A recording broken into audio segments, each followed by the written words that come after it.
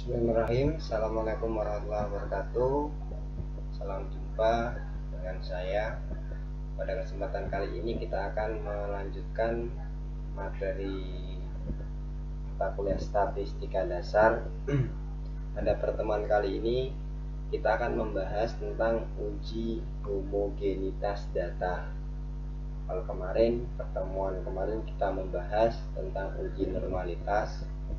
Jadi data itu bisa dianggap atau digunakan dia seharusnya normal dulu. Setelah normal, setelah data itu normal, itu nanti akan dicek apakah dia homogen atau enggak, seperti itu.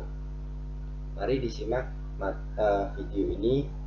Sebelum saya lanjut, silakan dipersiapkan alat tulisnya untuk mencatat poin-poin yang sekiranya penting, dan jangan lupa ditulis nanti sekiranya yang penting ditulis kalian, dan pertanyaannya juga ditulis. Jangan lupa di subscribe ya teman-teman ya. Baik, untuk uji homogenitas itu adalah suatu persyaratan uji statistik interferensial parametrik setelah uji normalitas. Pengujian homogenitas ini dilakukan dalam rangka menguji kesamaan varian setiap kelompok data. Jadi kemarin kita sudah belajar mencari variansi. Nah, itu kita terapkan di sini karena pada pengujian hipotesis di sini homogenitas ini yang dipakai adalah variansinya. Jadi kita hanya membandingkan variansi yang besar dan variansi yang kecil, seperti itu. Oke ya. Berikutnya adalah persyaratan uji homogenitas diperlukan untuk melakukan analisis inferensial dalam uji komparasi, seperti itu. Dimana uji homogenitas dapat dilakukan dengan beberapa teknik, yaitu uji Fisher yang menguji dua kelompok data. Yang kedua ada uji Bartlett, itu yang menguji lebih dari dua kelompok data. Itu. Jadi uji homogenitas ada dua macam pengujian. Yang hanya dua kelompok data itu adalah dengan uji Fisher. Lebih dari dua kelompok data adalah uji Bartlett, seperti itu. Kali ini kita akan mempelajari atau membahas tentang uji F sendiri atau uji Fisher otomatis. Yang kita lakukan adalah bila data yang diuji hanya terdiri dari dua kelompok data atau sampel ini. Dua kelompok data sampel. Uji F dilakukan dengan cara membandingkan varian data terbesar dibagi dengan varian data terkecil. Jadi ini adalah konsep yang diperlukan. Saya kasih tanda merah. Varian data terbesar dibanding varian data terkecil, itu adalah uji Fisher. Langkah-langkah dalam melakukan pengujian homogenitas dengan F. Yang pertama, menentukan taraf signifikan. Seperti biasa, bisa memakai 1%, 5%, ataupun 10%. Tapi yang biasanya dipakai apa Pak? Yang dipakai, saya kasih warna merah, adalah biasanya 5%, seperti itu. Jadi kita nggak usah menentukan, kita langsung pakai. Setelah memakai taraf signifikannya, itu kita tentukan hipotesisnya. Masih ingat apa itu hipotesis? Hipotesis adalah dugaan awal dari apa yang akan kita teliti, seperti itu. Untuk uji F ini ya, ingat-ingat, untuk uji F ini hipotesisnya selamanya hanya ini. Jadi Anda nggak usah bingung-bingung. Ini akan selamanya sama seperti itu untuk semua soal. Ini bacanya sigma 1 kuadrat sama dengan sigma 2 kuadrat untuk H0. Artinya variansi pertama sama dengan variansi kedua, atau dikatakan dia homogen. H0 seperti itu, data homogen. H1-nya lawan dari H0. Kalau di sini sama dengan, maka di sini tidak sama dengan, yang artinya dia variansinya tidak sama atau data tidak homogen seperti itu. Itu hipotesisnya. Setelah hipotesis disampaikan, ada kriteria pengujian juga. Kriteria pengujian nanti pakai ini. Kalau H0-nya diterima atau data itu homogen jikalau F hitung kurang dari F tabel, H0 ditolak atau yang diterima H1 jika F hitung lebih dari F tabel seperti itu. Berikutnya, yang C menghitung varians dari kedua kelompok data. Setelah varians didapat, nanti menentukan F hitung, yaitu variansi terbesar dibagi variansi terkecil. Yang kelima, menentukan F tabel. Ini kita hanya melihat dari tabel, di mana ada derajat kebebasannya NA dikurangi 1. NA itu apa, Mister? NA itu adalah banyaknya data dengan variansi terbesar. Jadi kan ada dua data, variansi terbesar kan data A sama data B. Ternyata variansinya besar, yang paling besar adalah data B. Maka N-nya, N pembilangnya adalah pakai yang NB seperti itu.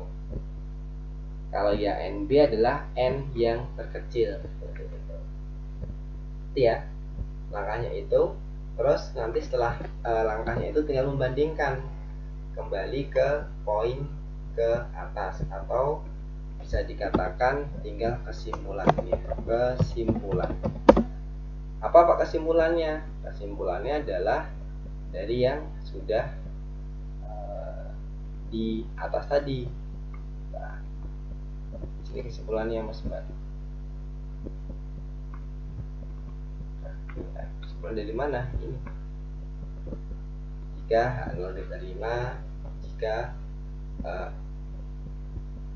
F hitung kurang dari F tabel, H0 ditolak jikalau F hitung lebih dari F tabel seperti itu.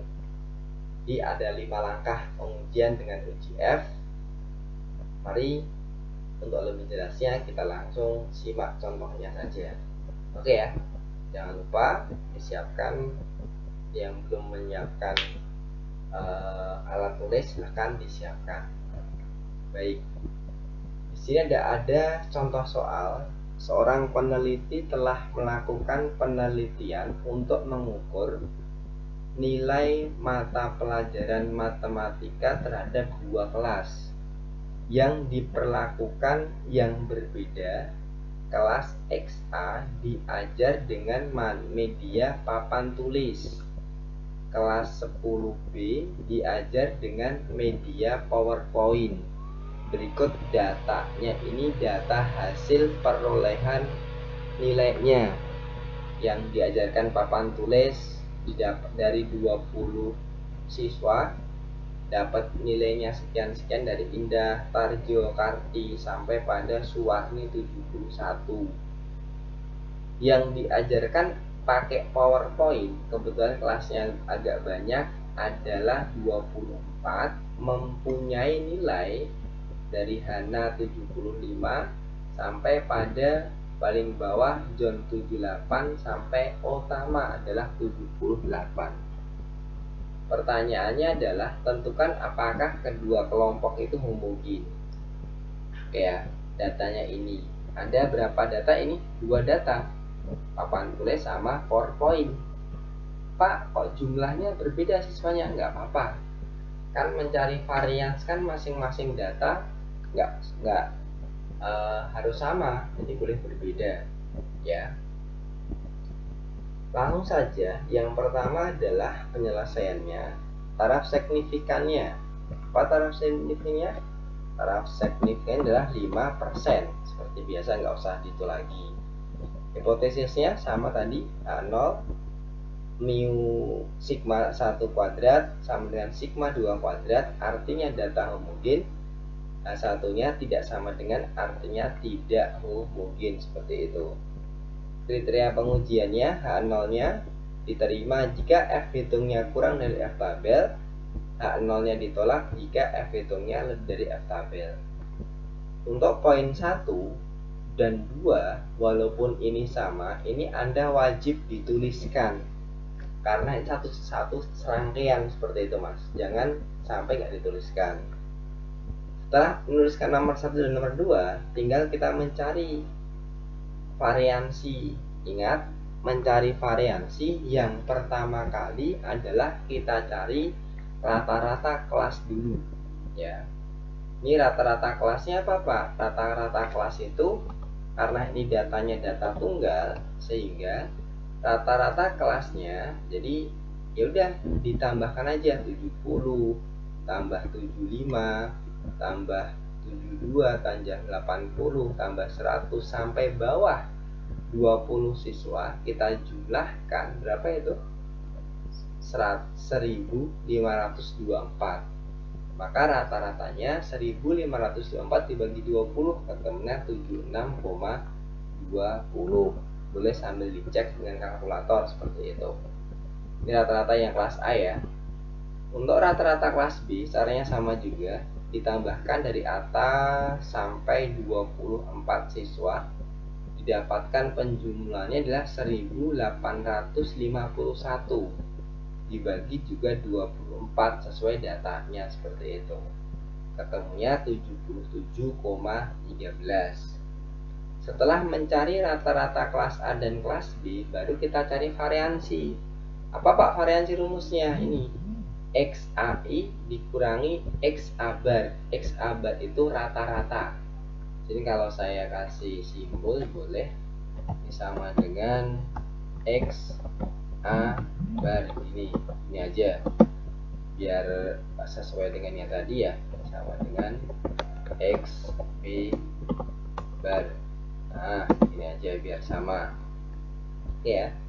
Berarti XAI dikurangi XA bar, maka jangan lupa ada kuadratnya. 70 dikurang berapa? 76,20, langsung dikuadratkan, ketemunya 38,44. Kalau kita cek 70 ya, coba sambil dibuat kalkulatornya ya. 70 70 dikurang 76,20 kan ketemunya min 6,2. Nah, min 6,2 itu kita kuadratkan. Soalnya dikuadratkan. Berapa jawabannya? Adalah karena min dikuadratkan, maka hasilnya plus. Ketemunya berapa? 3,38,44 seperti itu. Itu ya.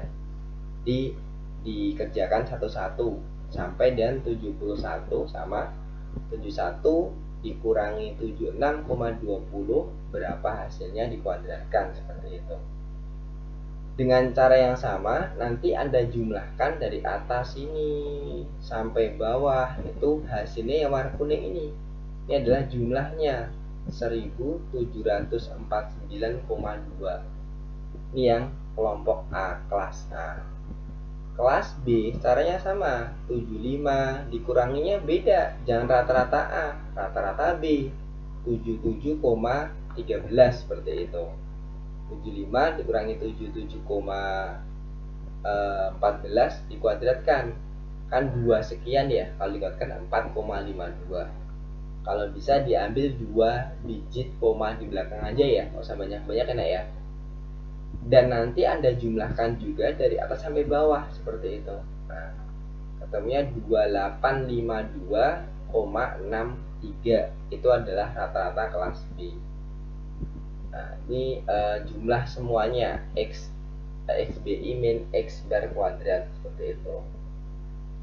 Setelah dapat yang warna kuning ini, yang saya kasih warna kuning ini, sudah selesai, tinggal dihitung aja. Maka variansi untuk sampel tunggal jadi apa? Ini 17,49,2 itu dibagi dengan 20 kurangi 1, 19, ketemunya 92,06. Begitu pula sama 28,63 dibagi 23, berapa ketemunya? 122,98. Mana yang lebih besar? Yang SA atau SB? Otomatis yang lebih besar adalah yang SB. Maka di sini saya kasih warna merah karena yang lebih besar ya. Si burung ini besar, besar seperti itu. Nah, maka untuk F hitungnya tinggal dicari. Jadi variansi besar dibagi variansi kecil. Maka 122,98 dibagi 92,06. Ketemunya 1,34, itu F hitungnya ya. F hitung sudah ketemu 1,34 seperti itu. F hitung ketemu, yang terakhir mencari F tabel. F tabel tadi kan pembilang kan dipilih dari variansi terbesar ini. Saya kasih warna merah juga ini. Jadi F tabel dipilih dari variansi terbesar. Nah, variansi terbesar tadi SB, maka N-nya adalah apa ya? NB. NB dikurangi 1. NB-nya berapa? 24 dikurangi 1, 23, seperti itu. Kalau yang penyebut berarti apa? NA. NA dikurangi 1 berarti berapa? 20 dikurangi 1 sama dengan 19. Maka F tabelnya alfa, D pembilang, di koma D penyebut. Alfanya 5% atau 0,05, D pembilangnya 23, penyebutnya 19. Lihat di tabel. Mana tabelnya Pak? Paling bawah, perhatikan. Ini adalah tabel pada F 0,01, 0,011%. Tadi alfanya 5%, berarti jangan pakai ini. Mana Pak di bawahnya? Pembilang 23, ini kan 0,05 ya, 0,05 5%. Pembilang 20 berapa? 23. Kita lihat apakah ada 23 ini Pak? Ini 20, berarti 23 nggak ada. Kita pakai yang 24 saja Mas Mbak. 24 saja. 24 ke bawahnya 19, coba dicek. Ini ya, di sini. Di sini. Nah, ini nih. Coba Anda lihat di 2,11. Jadi 24 ke bawahnya 19. Nah, ini. Saya geser ke kiri ya. Nah, perhatikan. Nah, pas ini. Oke ya. 2,11. Jadi F tabelnya 2,11 seperti itu. Nah, jadi kalau tak garis ini bisa nggak apa-apa, nanti saya kirimkan yang itunya nggak ada garis. Nah, ini ya. Ini adalah 2,11 seperti itu. Nah, ini. Oke. F tabel ketemu dimasukkan. Kita kembali ke atas lagi. Nah, ini. Sehingga F tabelnya 2, berapa? 11. Karena F hitungnya 1,34 kurang dari F tabel 2,11, maka apa? Maka kedua metode pembelajaran itu homogen. Artinya apa? Tidak ada perbedaan. Jadi mau diajar pakai PowerPoint atau mau pakai papan tulis atau mau pakai media yang lain, itu tidak mempengaruhi, seperti itu. Itu ya. Itu kesimpulannya untuk data uji homogenitas dengan uji F, seperti itu. Baik, ini ada latihan soal. Silahkan dicoba dulu. Jadi setelah melihat video, kan saya kasih batasan waktu itu, batasannya hampir 1 jam ya. Setelah Anda lihat, Anda pelajari dulu atau dicatat dulu, boleh, mana yang penting atau yang mana yang belum paham dicatat, nanti ditanyakan. Nanti habis itu Anda silahkan latihan. Jadi sesi diskusi nanti di cek latihan. Setelah latihan nanti kan kita Google Meet ya nanti ya. Lalu ini kita akan cek jawaban Anda sudah benar atau belum, seperti itu. Itu saja yang dapat saya sampaikan, kurang lebihnya mohon maaf. Apabila ada yang salah, saya juga mohon maaf. Salam dari saya tutup, cukup sekian, sampai ketemu di video atau pertemuan berikutnya. Assalamualaikum warahmatullahi wabarakatuh.